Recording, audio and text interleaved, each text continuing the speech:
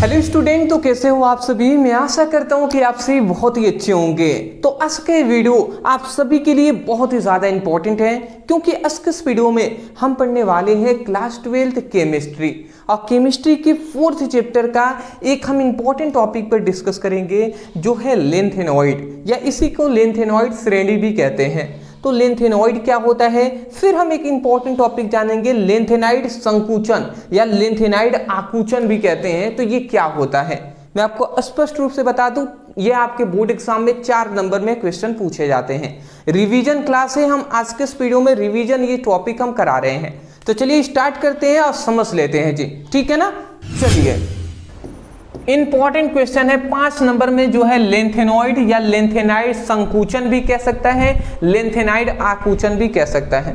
तो पहले हम लेंथेनॉइड को समझेंगे, इसी में लेंथेनाइड संकुचन या आकुचन क्या होता है उसे भी हम जान लेंगे, ठीक है ना।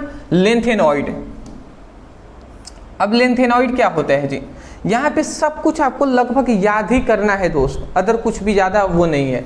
तो देखिए, सबसे पहले लेंथेनॉइड किसे कहते हैं, तो इनका अंतिम इलेक्ट्रॉन 4f उपकोष में प्रवेश करता है।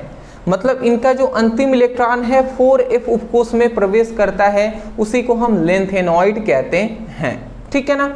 अब अगला आता है हमारा कि जो Ln57 के बाद सीरियम 58 से ल्यूटीशियम 71 तक के 14 तत्वों को इस श्रेणी में रखा गया है। मैं अगर यहाँ पे फिगर से आपको बता दूं तो देख लीजिए, अगर आप समझ पाए, अगर आपको साफ से दिखाई दे तो आप समझिएगा ये क्या मैं कह रहा हूँ। थोड़ा सा मैं यहाँ पे ही अगर मैं फिगर बड़ा करके बना दे रहा हूँ, अभी मैं जब इसको आऊँगा ना तो इसको इरेज कर दूंगा, ठीक है ना, आप परेशान ना हो। देखिए यहाँ पे मैं क्या कह रहा हूँ कि इसका जो, अच्छा लेंथेनॉइड किसे कहते हैं, तो ध्यान से समझेंगे। यहाँ पे देखिए, इसी ये 5वें और 6ठे श्रेणियों में से यहाँ से ही 14 तत्वों को उठाकर ये 2 श्रेणियों में रखा गया है, 2 श्रेणियों में। इस वाले जो श्रेणी, ये जो हमारे पास श्रेणी दिखाई दे रही है, इसी को हम लेंथेनॉइड कहते हैं, और इस वाले श्रेणी को एक्टिनॉइड कहते हैं, ठीक है ना। तो इसको हम क्या कहते हैं जी, अगर मैं इसको इरेज कर दूं, इस वाले श्रेणी को,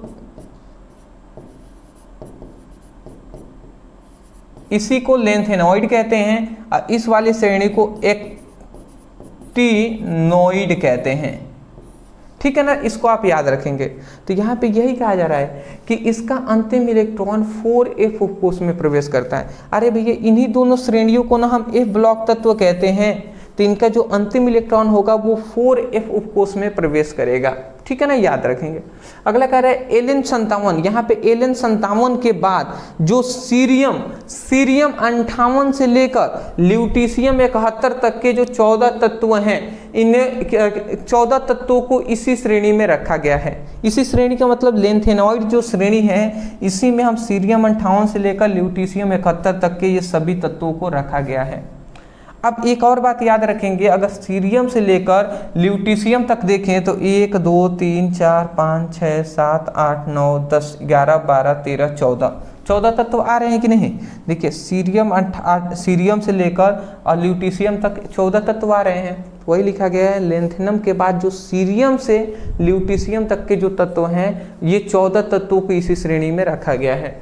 फिर से कह रहे हैं La, जो La मतलब ल्यूटीशियम जो 71 है ना, Ln का गुण में समानता होने के कारण इन्हें लेंथेनॉइड कहते हैं। मतलब क्या है कि जो Ln जो है ना लेंथेनम, इसका जो गुण है, इसका गुण ये जो लेंथेनॉइड श्रेणी की जो सभी तत्व हैं इनसे मिलता है, इसलिए Ln को भी हम लेंथेनॉइड श्रेणी का ही सदस्य मानते हैं। यही बात यहाँ पे कहा गया है कि Ln के गुणों में समानता होने के कारण इन्हें लेंथेनॉइड कहते हैं। इन्हें हम क्या कहते हैं, लेंथेनॉइड कहते हैं, या लेंथेनॉइड श्रेणी कहते हैं, ठीक है। इतनी बात आप आशा करता हूँ समझ गए होंगे। अब मैं इसको इरेज कर दे रहा हूँ, फिर हम इसके गुण पर आएंगे जी, ठीक है ना, इसके गुण पर हम फिर आएंगे।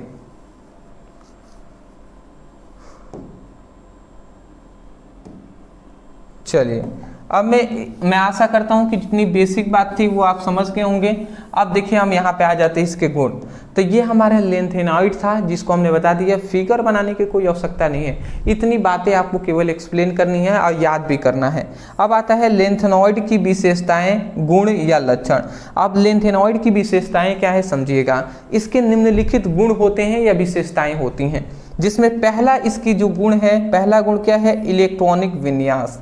पहला इसका गुण क्या है, इलेक्ट्रॉनिक विन्यास। तो हमने लिखा है इसका इलेक्ट्रॉनिक विन्यास 4f उपकोष। इसका जो इलेक्ट्रॉनिक विन्यास है वो क्या है जी, इसका जो इलेक्ट्रॉनिक विन्यास है, इसका जो इलेक्ट्रॉनिक विन्यास है 4f 1 से लेकर 14 तक, और 5d 1 से लेकर 10 तक इलेक्ट्रॉन, और 6s2 में 2 इलेक्ट्रॉन होते हैं। इसका मतलब क्या है दोस्त समझे आप। इसका मतलब ये है कि ये इस तरीके से अगर मैं बनाऊं, बात को समझेंगे तभी आपको समझ में आएगा। ये एक परमाणु की हम कक्षाएं बना रहे हैं, इस तरीके से समझिएगा। इसमें मान लेते हैं सपोर्टेड ये हमारी चौथी, मान लेते हैं ये छठी कक्षा है, ये हमारी ये 5वीं कक्षा तब होगी, और ये हमारी चौथी कक्षा होगी। अदर इसमें बहुत सारे अभी कक्षाएं हैं, इस तरीके से आप पता कर लीजिएगा, मतलब मान लीजिए। तो ये छठी, ये 5वीं, ये चौथी कक्षाएं हैं। तो यहाँ पे ये कहा जा रहा है कि जो हमारी ना छठी कक्षा है, तो इसके जो एफ उपकोष, सॉरी एस उपकोष होगा ना, एस उपकोष, इसमें एक से मतलब इसमें 2 इलेक्ट्रॉन भर सकते हैं। इतनी बात हम जानते हैं कि एस में अधिक से अधिक 2 ही इलेक्ट्रॉन भर सकते हैं, पी में अधिक से अधिक 6, और डी में अधिक से अधिक 10 इलेक्ट्रॉन, और एफ में अधिक से अधिक 14 इलेक्ट्रॉन भरे जा सकते हैं। तो जो लास्ट छठा कक्षा है उसमें 2 इलेक्ट्रॉन हम भरेंगे, फुल इलेक्ट्रॉन। फिर जो हमारा यहाँ पे जो 5D श्रेणी है, अब 5वीं जो कक्षा है इसमें 5D जो श्रेणी है, इसमें हम 1 से लेकर 10 तक इलेक्ट्रॉन भरेंगे। मतलब सिंपल सी बात अगर कहें तो इसमें 1 से लेकर 10 तक इलेक्ट्रॉन हम भर सकते हैं। मतलब 1 से लेकर मान लेते हैं कहीं 5 आ गया, 4 आ गया, 6 आ गया, तो वो सब हम इसमें भरेंगे। बट अंतिम वाले में देखिए 6 जो है ना, 6 छठा कक्षा, इसमें 2 इलेक्ट्रॉन हमें भरना ही है, ये याद रखेंगे। इसमें 1 से लेकर 10 तक भरेंगे। और जो चौथी कक्षा है, चौथी कक्षा का जो F उपकोष है, इसमें 1 से लेकर 14 तक इलेक्ट्रॉन भरेंगे। ठीक है ना, मतलब जैसे 5 आ गया, 5 भी, 6 भी, 7 भी, 8 भी, ये सब भर सकते हैं इनके बीच में 1 से लेकर 14 तक। तो यही कहा जा रहा है इनका अंतिम इलेक्ट्रॉन ये होता है, इसको याद रखेंगे।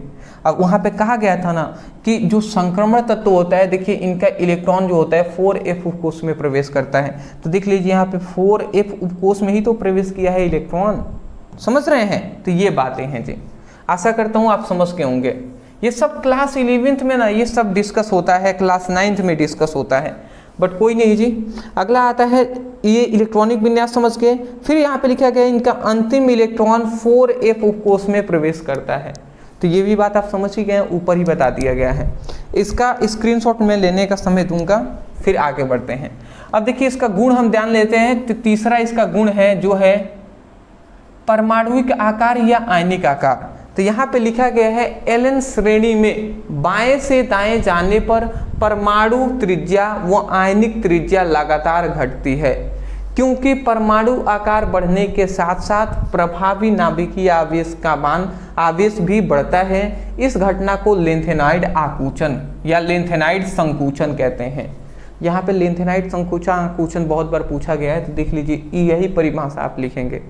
यहाँ पे इसका मतलब क्या है समझे, कह रहे परमाणु आकार या आयनिक आकार, मतलब कब परमाणु आकार बढ़ता है या घटता है, या यहाँ पे परमाणु त्रिज्या भी हो सकती थी। तो समझिएगा क्या हम कह रहे हैं। हम इतनी बात जानते हैं कि ये आवर्त सारणी, मान लेते हैं ये आवर्त सारणी है, ठीक है ना। इधर हम जानते हैं ये हमारे पास बायां पक्ष है, बाएं पक्ष है, और ये हमारे दाएं पक्ष है। ये हम इतनी बात जानते हैं।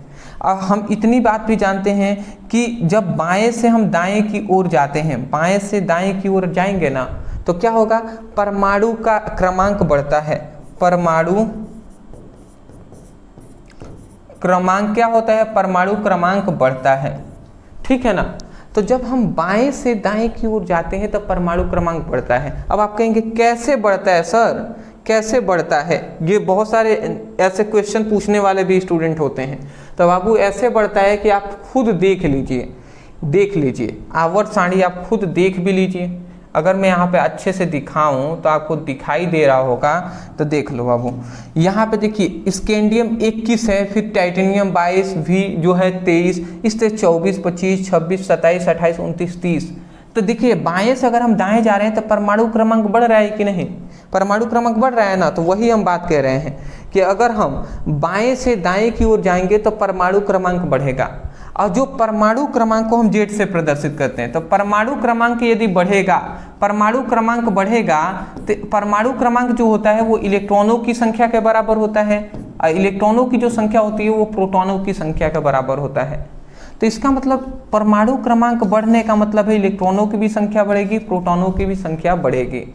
तो यहाँ पे पहले इतना ही बात कहा गया है कि एलन श्रेणी में बाएं से दाएं जाने पर परमाणु त्रिज्या व आयनिक त्रिज्या लगातार घटती है। मतलब बाएं से अगर दाएं जाएंगे ना, बाएं से अगर हम दाएं जाएंगे तो परमाणु त्रिज्या लगातार घटेगी, परमाणु आकार भी घटेगा। तो क्यों घटेगा? क्योंकि परमाणु जो क्यों घटेगा जी, क्यों घटता है परमाणु की आकार? क्योंकि परमाणु क्रमांक बढ़ता है। क्योंकि यहाँ पे लिखा गया परमाणु क्रमांक बढ़ने के साथ साथ प्रभावी नाभिकीय आवेश भी बढ़ता है। मतलब बाबू अगर मैं ये समझाना चाहूँ तो देख लीजिए, इस तरीके से इलेक्ट्रॉन होते हैं ना, तो अगर पहली जो कक्षा इसमें 2 इलेक्ट्रॉन है, दूसरी कक्षा में अधिक इलेक्ट्रॉन हो गए, और तीसरी कक्षा में और अधिक इलेक्ट्रॉन हो गए, तो इस तरीके से अगर हम जितने आगे बढ़ते जाएंगे उतना ही इलेक्ट्रॉन अधिक आते जाएंगे। तो जाहिर सी बात है जितने इलेक्ट्रॉन इधर बढ़ेंगे उतना ही इसमें प्रोटॉनों की भी तो संख्या नाभिक में बढ़ेगी ना। तो नाभिक में अगर 15 इलेक्ट्रॉन अगर मान लेते हैं बाहर 15 है, तो 15 इसमें प्रोटॉन भी होगा। तो प्रोटॉन अगर है, प्रोटॉन है तो हम जानते हैं प्लस माइनस आकर्षित करता है, प्लस माइनस एक दूसरे को आकर्षित करता है। तो ये प्लस वाला इस माइनस को अपनी ओर खींचेगा कि नहीं खींचेगा? प्रोटॉन जो है इलेक्ट्रॉन सभी बाहरी इलेक्ट्रॉन को अपनी ओर खींचेगा, और जब खींचेगा तो ये सभी इलेक्ट्रॉन इसमें सिकुड़ेंगे, और जब सिकुड़ेंगे तो ये कक्षाएं भी तो सिकुड़ेंगी, और जब कक्षाएं सिकुड़ेंगी तो परमाणु आकार घटेगा कि नहीं घटेगा? परमाणु छोटा होगा।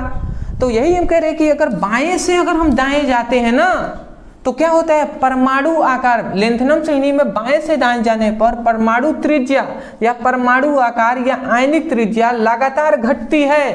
क्यों घटती है?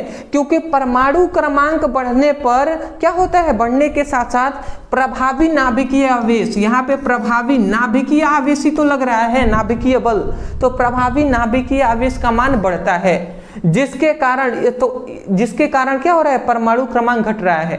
तो इस सभी घटनाओं को ही हम लेंथेनाइड आकुंचन या संकुचन कहते हैं। आशा करता हूं समझ में आ जानी चाहिए, ठीक है ना। बहुत हमने डिस्कस कर लिया, इसको मैं इरेज कर रहा हूं, सब बेसिक चीजें हैं। अगला हमारा आता है जो है भौतिक अवस्था। अब इनकी भौतिक अवस्था क्या है तो देख लीजिए, सभी जो लेंथेनॉइड श्रेणी है तो उसमें एलन जो क्या है, एलन जो लेंथेनम 57 है ना, तो एलन चांदी जैसे चमकदार वो नर्म धातु के होते हैं। जितने भी लेंथेनॉइड श्रेणी के जो 14 तत्व हैं वो सभी एलन जो चांदी के समान क्या होंगे, चमकदार होते हैं और नर्म धातु के होते हैं, ठीक है ना। और वायु में रखने पर ये तुरंत क्या होते हैं, बदरंग हो जाते हैं, ठीक है ना। बदरंग का मतलब समझ रहे हैं ना, काला पड़ना, ठीक है ना, काला पड़ना। जैसे कि लड़कियां स्पेशली समझ जाएंगी, जैसे वो अपने पैरों में पायल पहनती हैं, ठीक है ना। तो पायल जो पहनेंगी तो जब नया नया पहनेंगे तो नए नए में क्या होता है कि वो बहुत ज़्यादा चमकता है, लाइट मारता है। अब बट क्या होता है, लाइट इस तरह उसमें आता है, और जब कुछ दिन हो जाते हैं उसमें क्या होता है, कभी कभी वो अपने पैरों को धुलती हैं तो पानी तो जाहिर सी बात है जो पायल होगा उसमें भी लगेगा, वायु की उपस्थिति में होगा तो वो बदरंग होने लगेगा, वो थोड़ा काला पड़ने लगेगा, उसकी लाइट कम हो जाएगी। उसी को क्या कहते हैं, उसी को बदरंग होना कहते हैं। समझ रही हैं ना, ठीक है जी, अच्छी बात है। अगला आता है घनत्व। घनत्व क्या है, बाएं से दाएं जाने पर घनत्व और कठोरता बढ़ती है। अब यही बताइए कि पहले थे बहुत दूर दूर कक्षाएं, तो भैया पहले तो दूर दूर कक्षाएं थे तो इसका घनत्व भी कम था और क्या थे, ये कम कठोर थे। परंतु अब जैसे जैसे ये कक्षाएं आपस में पास पास हो जाएंगी, जब पास पास हो जाएंगी तो ये आपस में घनत्व और कठोरता बढ़ेगी कि नहीं बढ़ेगा? बिल्कुल बढ़ेगा जी, तो इसीलिए ये कठोर हो गए हैं, ठीक है ना। ये बातें हैं। आयनन एंथैल्पी क्या है, तो यहाँ पे लिखा गया है एलन के प्रथम आयनन एंथैल्पी बहुत कम होती है, इसलिए इसको आयनन यौगिक बनाते हैं, इसलिए ये क्या होता है, आयनिक यौगिक बनाते हैं। तो ये था इसका गुण जी, जिसको आपको याद करने की आवश्यकता है। मैं आशा करता हूँ समझ के होंगे। सबसे पहले इसका बैक साइड आप फिगर ले लीजिए फोटो।